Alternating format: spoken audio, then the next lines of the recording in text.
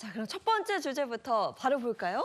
네, 세상에서 가장 편안해야 될 그 내 집. 그런데 이 내 집이 이유 때문에 가장 두려운 곳으로 바뀐다면 이건 정말 비극이겠죠. 네. 자, 그래서 첫 번째 사연은 바로 밤낮 없이 창문을 쿵쿵 때린다.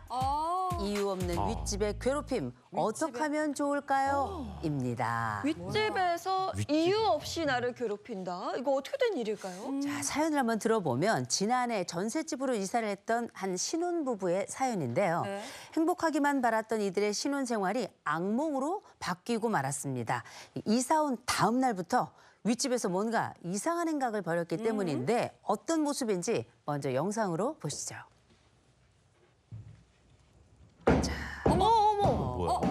치는 건데? 뭘 치죠 지금? 나 좀 고양이 꼴인 줄 알았어. 저도. 약간 먼지 털이개 같은 거? 그죠? 그죠? 윗집에서 뭔가를 치는 거잖아요. 의도적으로 네. 보였는데. 뭔가를 이제 계속 치고 있는데 뭐예요? 저게 뭐예요? 이 물건의 정체가 아마도 먼지떨이가 아닌가 이렇게 지금 추정이 되고 있는데 네. 청소하다가 실수를 했나? 이렇게 싶었지만 아닌 것 윗집에서 내는 소음이 이걸로 끝이 아니에요. 네. 다른 영상 이어서 보시겠습니다. 또요? 아, 왜 그러는 거예요? 이거 좀 심각하죠. 위험하다 저렇게 치는 이렇게 창문을 계속 세게 두드리는 행동이 하루에도 수차례 반복됐고요. 에? 낮뿐만 아니라 새벽에도 이런 행동이 계속 이어졌다 그래요. 새벽까지 저렇게 했다고요? 그럼 아랫집은 잠도 못 자죠. 한두 번도 아니고 대체 왜 저런 거예요? 이게 이 아랫집 신혼부부도 이게 이유를 너무 알고 싶었던 겁니다. 네. 그래서 이 원인을 도대체 알 수 없었던 게 윗집에 가서 아무리 불러도 대답을 하지 않아요. 에이. 문을 열어주지도 않는 겁니다. 그래서 부부는 고민 끝에 쪽지를 남겼어요. 어떻게 남겼냐. 창문으로 뭔가 터지는 것 같은데 아. 그 물체가 매우 큰 소음이 나고 공포스럽습니다. 조금만 신경 써주시면 매우 감사드리겠습니다. 예의 잘 바르게. 남겼네요. 매너 있죠. 네. 그 쪽지가 몇 시간 뒤에 다시 이 살해자 문 앞에 고스란히 붙어 있었다고 해요. 무서워. 아니 쪽지가 그러면 되돌려서 그 앞에 붙여 있어요. 그렇죠, 다시 그렇죠. 돌아왔다는 거예요. 네. 아래층으로 다시 그러면 내려온 층간 소음도 계속되고 위에 사람이 있다는 건데 응답은 없고 이거 정말 이상한 일이에요. 아니 보통 이제 층간소음 하면 발소리 정도 뭐 이렇게는 들어봤는데 일부러 치는 거죠. 이런 유형은 또 윗집에서 아랫집으로 또 처음인 것 같습니다. 대체 왜 그러는지 이유라도 좀 알 수 있으면 좋을 텐데요. 네. 그래서 저희가 이런 행동들에 대해서 몇 가지 의혹들을 파헤쳐봤는데 첫 번째 의혹. 혹시 아랫집에 준 피해에 대한 보복일까입니다. 아랫집이 뭔가를 피해를 줬을까? 뭐 담배 연기를 올린다거나 계속 뭔가 음식 냄새를 올린다거나 그럼 윗집이 보복할 수도 있을까? 그것도 좀 그래도 네. 그래는 아닌데. 그렇게 생각하실 수 네. 있는데 일단 살해자의 말을 들어보면 네. 그 가능성은 좀 작아 보입니다. 왜냐하면 이 남편은 교대 근무를 해서 집 비우는 시간이 많았고요. 이 아내는 만삭의 임산부였기 때문에 하루 종일 움직임이 없이 그냥 지냈다는 거예요. 조용히. 그러니 뭐 반려동물을 키우는 것도 아니고 흡연자도 없고 아랫집에서 피해를 일으켰을 가능성이 거의 없다는 겁니다. 하긴 뭐 이사 온 바로 다음 날부터 이랬다고 하니까 뭐 소음이 발생할 그 시간이나 기간도 없는 거거든요. 그럼 또 다른 의혹은요? 자, 두 번째 의혹은요. 혹시 아랫집에 피해를 주는 줄 모르고 실수로 벌인 일일까? 요건데요. 실수로.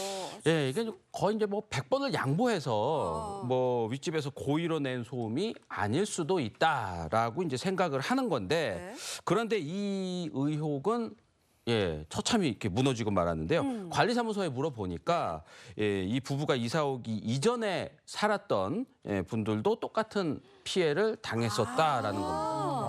윗집에서 피해를 준 게 이 집이 처음이 아니었네. 그러면은 계속해서 전에도 이런 일이 있었다는 거네요. 맞습니다. 이 살해자 부부가 관리사무소를 찾아간 거예요. 네. 가서 동호수를 말하자 그 직원들이 제일 먼저 한숨부터 아휴 하고 내리시더라는 겁니다. 그래서 이 관리사무소에서 뭐라 그랬냐면 이전에 살던 두 세대 모두가 2년을 버티고 버티다가 어머. 이사를 가셨다는 거예요. 네. 관리소랑 경비실에서 가도 문을 절대 안 열어주더라. 이렇게 얘기를 한 거고 또 예전에 살던 사람들이 뭐 과일이다 케이크이다 할 것 없이 찾아 들어가면 그걸 전부 다시 그 가지고 온 사람들 집에다 갖다 놨다는 겁니다. 그래서 이 윗집하고 사실상 직접적으로 연락이 닿은 적이 한 번도 없었던 거예요. 이상한데. 아, 어떻게 이럴 수가 있지? 이쯤이면 너무 심각한데 경찰에 신고하면 안 됩니까? 네. 그래서 경찰에 신고를 했죠. 네. 경찰까지 대동해서 딱 갔지만 네. 예, 별다른 소득은 없었다고 하는데 이 경찰은 이 현행범이 아닌 이상 예, 윗집 문을 강제로 이렇게 열 수는 그쵸. 없었다면서 예, 개인적으로 고소를 하는 방법밖에 예, 없다라고 이렇게 전했는데요. 또 집주인이 또 집을 빼줄 수 없다라고 해서 다시 이사를 갈 수도 없는 이러지도 저러지도 못하는 이런 상황이 됐죠. 네, 그러니까 이 상황이 완전 사면 초가인 거예요. 맞아요. 이러지도 저러지도 못하는 난감한 상황인데 이런 와중에 또 걱정할 만한 일이 생깁니다. 사실은 박수를 받고 축하를 받을 일인데 두 사람 사이에 아이가 태어나요. 그렇죠. 무섭죠, 부모 맞습니다. 입장에서는.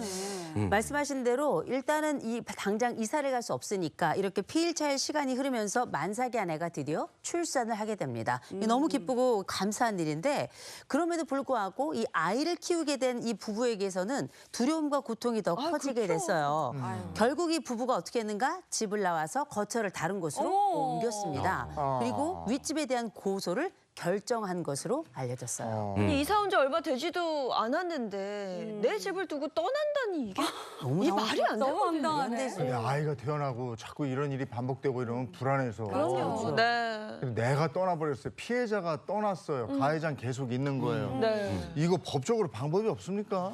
아, 참 어려운 문제인 것 같습니다. 뭐 이웃을 내 마음대로 고를 수 있는 게 아니잖아요. 사실 네. 우리가 세입자 입장에서. 그리고 새로 이사를 왔는데 아무런 이유 없이 나를 괴롭히고 내가 이로 인해서 피해를 받는다라고 하면은 정말 난감할 겁니다. 그리고 이 사건을 제가 좀 지켜보니까 이러한 정도면은 좀 형사상의 문제로도 우리가 문제를 삼아볼 수 있을 것 같아요. 물론 우리가 민사소송을 통해서 구제를 받는 어떤 금전적 보상도 생각해 볼 수 있지만 이 정도가 좀 과한 상태라고 제가 보여지거든요. 네. 그리고 이 계속 이렇게 물건으로 창문을 치고 이런 행위가 네.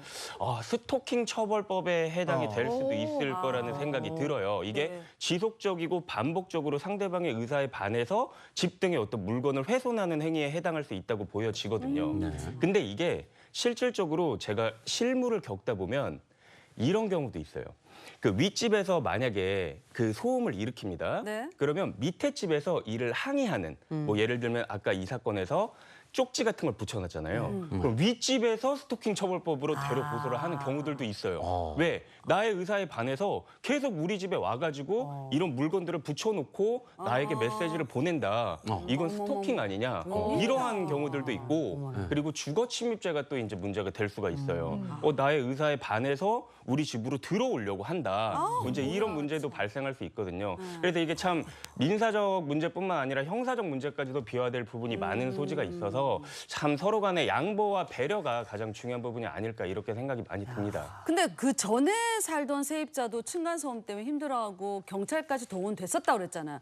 그럼 계약할 때 다른 세입자 들어올 때 주인이 이 정도를 알려줬었어야 되는 거 아니에요? 집주인에 나는 책임이 있다고 생각이 들거든요. 이 정도 되면 알려줬어야 하는 고지 의무가 발생할 여지가 있다는 생각이 들어요. 네. 왜냐하면 보통 이제 층간소음을 다 알려줘야 될 법적인 어떤 고지 의무가 있는 것은 아니지만 네. 이렇게 전세입자들이 여러 번 왔다 갔다 하고 경찰도 출동하고 이 정도까지 이르렀다고 하면 만약에 내가 이 집에 살려고 하는 사람이라면 이런 사실을 알았더라면 이 계약을 체결하지 않았을 수 있는 거잖아요. 그렇죠. 네. 그 가격에는. 그렇다고 하면 이거는 수인 한도를 넘는 피해 사실이라는 생각이 들고 이런 어떤 이 집을 사용 수익하는데 장애가 있다고 하면 여기에 대해서는 임대인뿐만 아니라 공인중개사도 그래. 고지해야 될 의무가 맞아. 있습니다. 이 네. 공인중개사에 대한 어떤 고지 의무에 관해서도 최근에 판례가 나온 부분이 있거든요. 그래서 만약에 이런 것들을 위반으로 이 이사를 가고 싶다고 하면 계약을 해지를 한다거나 손해배상 청구한다거나 이런 것들도 충분히 가능해 보이는 사안이라는 생각이 드는데 문제는 이럴 수 있어요. 집주인이 뭐 이 정도까지 아니라고 하면 층간소음에 대해서 모르는 경우들도 있어요. 그래서 이거를 알고 중개사도 알고 묵인했다라는 것에 대해서 법적인 절차에는 어쨌든 주장한 사람이 입증을 해야 돼요. 그래서 알고 있었다는 점을 입증할 만한 어떤 대화의 녹취라든가 문자 메시지라든가 이런 증거 자료들을 좀 모으시고 그리고 이런 영상 같은 거 방금 촬영하신 영상 같은 것도 충분히 모으셔야지 법적인 대응을 할 때 좀 유리해지실 것 같다는 생각이 들고요. 이런 사항들이 다 입증이 된다고 하면 뭐 계약 기간 기다릴 필요 없이 계약 해지 요구하시고 맞아요. 이사 가실 수 있을 거라는 생각입니다. 근데 계약이 만료되기 전에 계약 해지를 요구하면 다음 세입자가 들어올 때까지 내가 돈이 없기 때문에 그냥 그때까지 기다려요. 다음 세입자가 오면 돈 줄게. 이러면 또 속수무책일 것 같은데 어떻습니까? 사실 원칙적으로 보면 그렇죠. 이제 집주인의 입장에서는 계약이 뭐 만료가 되지 않았는데 갑자기 나간다고 하고 보증금 돌려달라고 하면 이렇게 얘기를 할 수가 있는데 그래서 아까 변호사님 말씀하신 것처럼 그 사유가 되게 중요할 것 같아요. 내가 이 임대차 계약의 목적을 달성할 수 없을 정도다라고 해서 적법하게 해지의 통지를 해가지고 그게 임대인한테 도달이 되고 그로 인해서 해지가 됐는데도 불구하고 보증금을 안 줘요. 그런 경우에는 결국에는 소송을 통해서 보증금 반환 소송을 해야 되고 그냥 또 이사 나가시면 안 됩니다. 그냥 이사 나가시면 안 되고 적법하게 해지가 됐다라고 하더라도 임차권 등기 명령 등을 하고 난 다음에 등기에 남겨놓으시고 그다음에 나가시는 거를 권고를 드려요.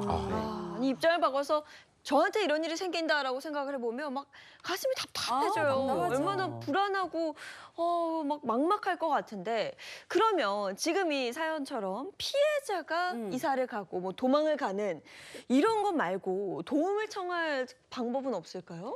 이 집이 예를 들어서 직장 근처다, 아이 학교 근처다 하면은 이사 갈 수 있어도 막 이사 가기 어려울 수 맞아요. 있거든요. 가까이 거주하는 이웃과의 분쟁이 참 해결이 까다로운 이유 중에 하나입니다.